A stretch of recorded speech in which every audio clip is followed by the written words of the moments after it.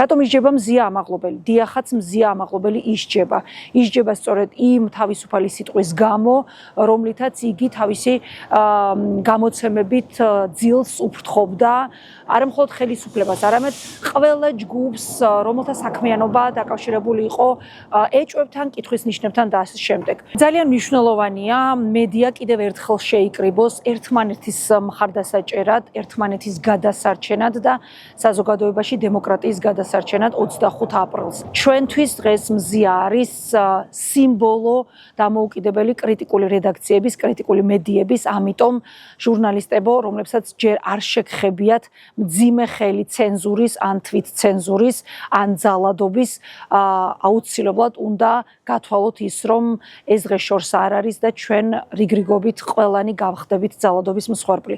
ამიტომ ვიდრე გვიან არ არის და ვიდრე გვაქვს დრო, ჩვენ უნდა გამოვიდეთ მზია ამაღლობლის მხარდასაჭერად და ჩვენ უნდა შევიკრიბოთ კიდევ ერთხელ 25 აპრილს ამ აქციაზე. საქართველოში ჟურნალისტობა გახდა საშიში. ძალიან აქტიურად მიმდინარეობს პოპულარიზაცია იმ ნარატივის, რომ მედია არის მტერი.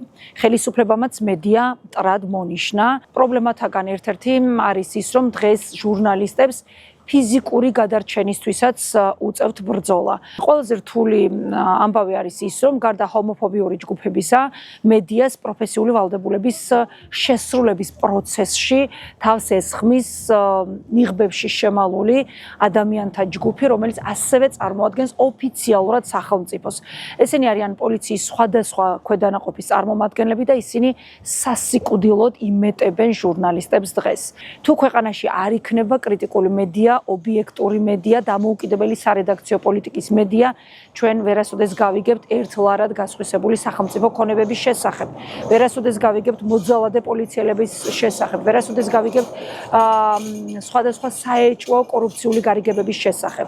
კრიტიკული მედია პირდაპირ გადაუჭარბებლად შეიძლება ითქვას ქვეყანაში არის დემოკრატიის ინდიკატორი.